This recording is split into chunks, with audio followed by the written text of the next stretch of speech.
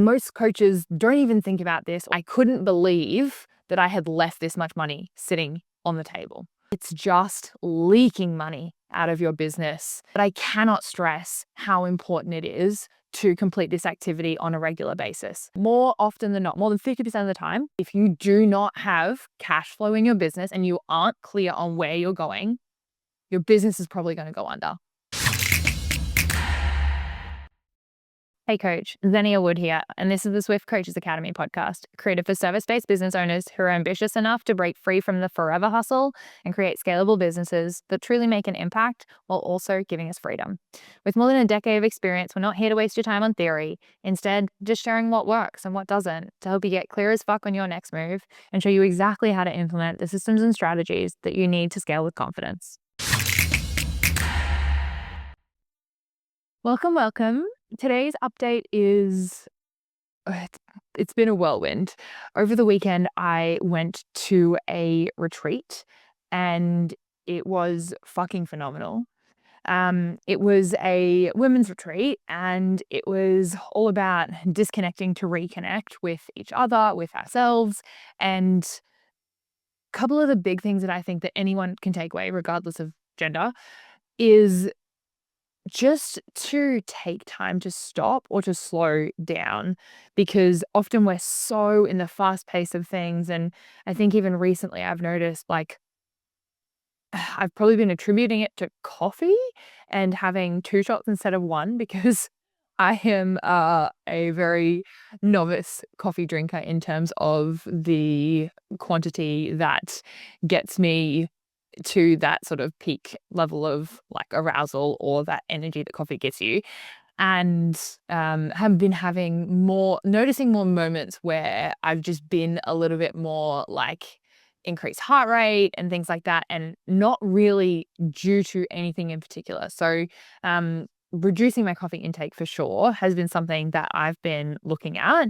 And at the same time, I think that because we are so hyper connected in a digital sense and so disconnected from a physical sense with others, with ourselves, because we just jump to our phone instead of just allowing ourselves to be bored or to, actually have some intentional connection time. So the retreat, for so many reasons, was incredible for that, to relax. I don't think my heart rate went up once, other than when we were like dancing and having fun and yelling and screaming and having a great time.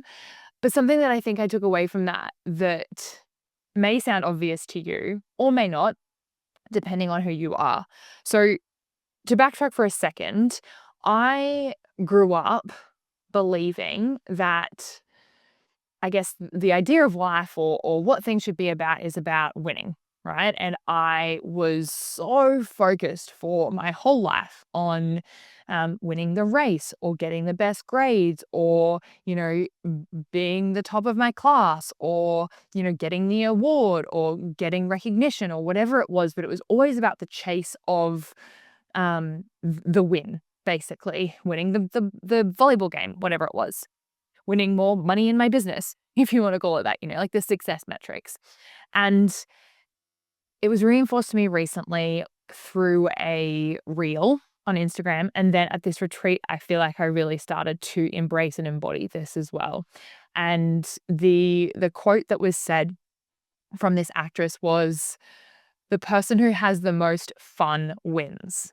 And I instantly registered that and clocked it and changed my screensaver on my phone to say that quote. And I was like, yeah, I love that. It's about fun. It's not about winning. And then I realized that the quote also talks about winning. So for me, it was like a really great way for me to, what I call, map across, which means to take something that I'm already doing in one area of my life and map it across to other areas of my life, which is, if winning is something that I'm almost is now my default setting, I choose, I go for the win, or I want to get the result or the goal or the dollars in the business or whatever.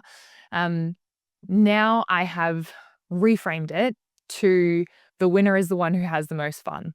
And I recognized this morning when I was at coffee with my boyfriend, when we went out to the coffee shop, that I've sort of blended these two concepts, right? Like if winning is something that I've consistently been striving for, and now I've reframed that winning is not the podium, winning is not the dollars, winning is not the the financial success, or, how many staff members you have, whatever it is. It's the one who has the most fun. And I just was sitting there in the coffee shop and I was just like doing a little jig and a little dance. And I was like, I win because I'm having the most fun. And then I realized in that moment, I was like, huh.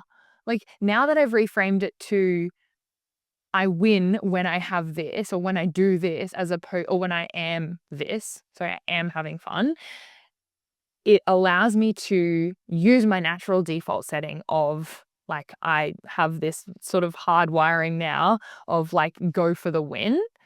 But when I know that the win is the fun, it just reframed it for me. And I wonder where in your life you can find a little more fun as well, because life can be stressful and tough and hard, and there can be so many things and people who are pulling us away from what we want to do and what we want to create and the fun that we want to have.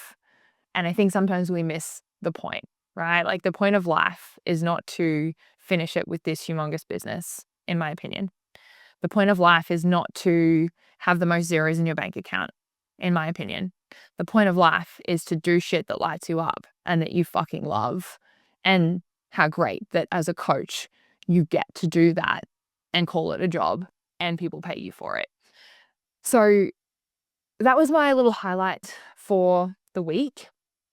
And today's episode, I wanted to talk into how I saved $2,774.40 per year with just one simple hack or habit that I repeat now, probably monthly, but the first time I did it was annually. And most coaches don't even think about this, or they skip it, or they perhaps see it as the too hard basket, and it's just leaking money out of your business. And I couldn't believe that I had left this much money sitting on the table. So I want to help you to not fall into the trap that I did. And it's literally something that took me 22 minutes to completely do and execute and get the money back. You may not get the exact same amount depending on the things in your business, and we'll talk about that. But I cannot stress how important it is to complete this activity on a regular basis.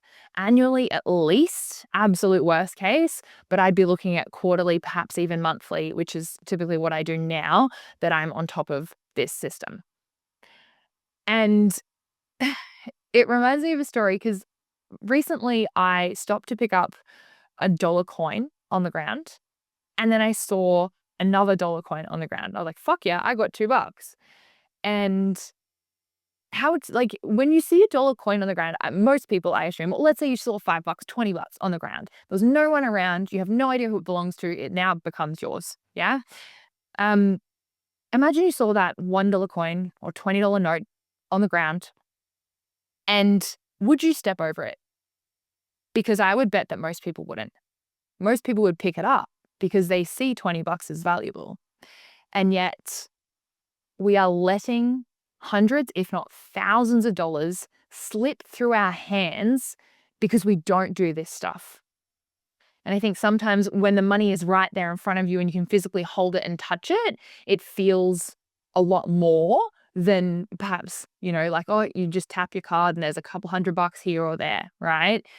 But I just want to use that as an analogy, because I think so many of us are stepping over these, or maybe taking the time rather, to pick up these $1 coins that we see out on the street.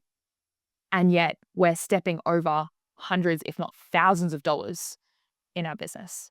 So instead of focusing on the next dollar and the additional revenue that you can make, what is more important, first and foremost, is to keep as much as possible of what you already have. Yeah.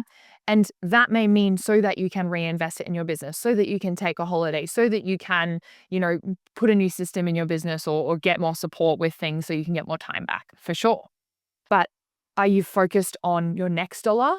And do you have a very leaky bucket where you're trying to get more money in, but you haven't plugged the holes. And so the money just trickles out the other side. Because I've seen the back side of so many $1 million businesses that have less than 10% profit. And so while some businesses do have low margins for sure, in a coaching business, there's no fucking way you should be having 10% margins, especially if you are online. So I cannot stress how important this activity is enough so that you have full financial clarity, transparency of where your money is going, and you can clog those holes in your leaky bucket. And this is the opportunity for you, if that feels stretchy or a bit for the money or the finances, or you've got some sort of stories around money behind that, great. That is your opportunity now to actually pull the wool away from under your eyes and actually fucking look at this. Because if you do not have cash flow in your business and you aren't clear on where you're going, your business is probably going to go under. Most of the time, more often than not, more than 50% of the time, the stats show that more than half of the reason why businesses fail is due to a lack of cash flow. So they're not managing their money that they do have. Yeah. So this is the time that you get to stop that. And this is a great reason why you're here. So this is a process where we're going to have a look at all of the money that you are spending in your business, and you can do this in your personal life as well, so that you stop spending on shit that you're not using, subscriptions that have gone unnoticed, and all the little things that you realize now that perhaps you've got 3 systems for something, but you only need one, and you could roll and bundle them all in. So what we're going to do now is have a look at those 5 steps that I have created so that you can tick everything off and make sure it's completely done and sorted for you, and see how much money you are going to save year on year from the shit that's slipping through the cracks in your business. Before we go into that, I just want to say to the people who put this in the someday maybe pile, or the can't be fucked pile, or the, oh, I'm just not going to look at it right now pile. What if you too had over $2,000 that you were just wasting? You might be like, oh, but I'm not, la la la, like I definitely don't, like, but you also don't know unless you've already done this task. So go in with this with an open mind, and best case scenario, you look at it and you're like, I am fucking on to this. And I'm going to give you some additional strategies you can use to help to minimize your expenses even more. Okay. So before I go into our 5 steps, one more thing, I promise I will get there, is my full breakdown for the year that saved me $2,774.40.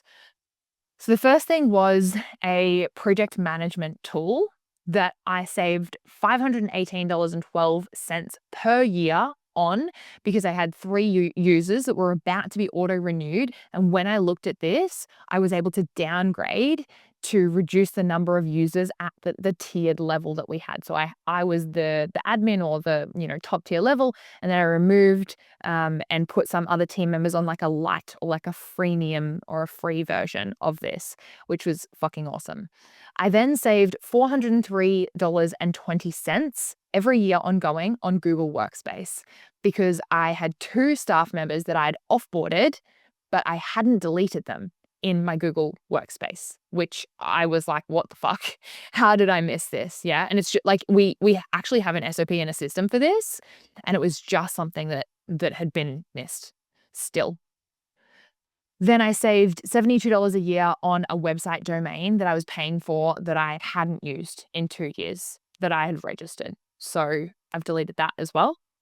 I saved $84.08 on VA services. And so I still use VAs and fucking love them. And I actually went through the list of what they were doing, and I realized there were some tasks that were not producing a positive ROI, and I cut those tasks ruthlessly. Now, sometimes you may need to invest in a VA before you reap the returns, but I've been doing this for probably 12 plus months. And I looked at it and I was like, how much revenue has that brought me in? And the answer was not enough to sustain it. So we cut it. Yeah. This is not to say completely cut your VA and have them do nothing, because there are still things in terms of like marketing or lead gen strategies you need to trial and test for a significant period to actually see if it's working. But if you're testing and you're tweaking and you're measuring and you review it and there's still no changes there, you've got to change something. And for me, that was just changing that task to something that didn't require a VA for that specific example. And there's been other examples where I've invested way harder in VAs for sure. So this is not to say that to delete all of your VA services or you don't need them, but like if you're using them to, I don't know, do background research on something that maybe ChatGPT can do now, and instead you can have like a $30 a month subscription to Chat, you might want to consider something like that. Or how can they optimize their time and therefore do their task maybe twice as quickly? We have our VAs do that as well. And I actually teach them and give them the prompts and give them built out GPTs that I've created so that then they can plug in the things that I want them to into ChatGPT, so that they can do the task and it can spit out the answers much faster for them. Okay. So overall, that saved me $2,774.40. So this is the system. It's a 5-step system, and this is exactly what you're going to do. Step 1, log into your internet banking, obviously for your business, but then also you can do this for your personal stuff as well. Step 2, one at a time, you're going to open up your business bank accounts. So we'll start with one bank account, and then you'll obviously repeat for the rest of them. Ideally, you actually have multiple bank accounts for your business. So you have ones where money comes in, and we talk through this in the Swift Biz Academy in terms of looking at like an income holding account where all your money comes into, and then you filter it out into like an operating expenses account, a tax account, marketing accounts, things like that.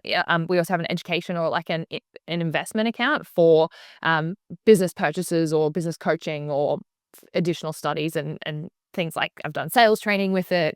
What else have I done with it? I mean, we've gone on like business retreats, things like that as well.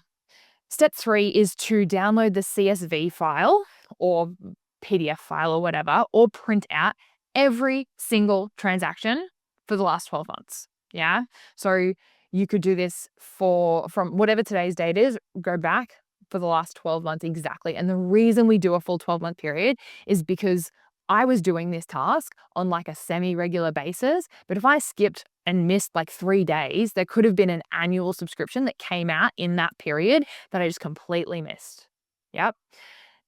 Step 4 is review each and every single expense line by line. I recommend using a ruler, or like if you're going to do it on your computer, highlight every line in the cells, and then make sure that you're not skipping any line at all. And obviously, as you're going through, this is where you're going like, what is this expense? Do I need it? Can I downgrade it? Is there something else that I can use instead of it?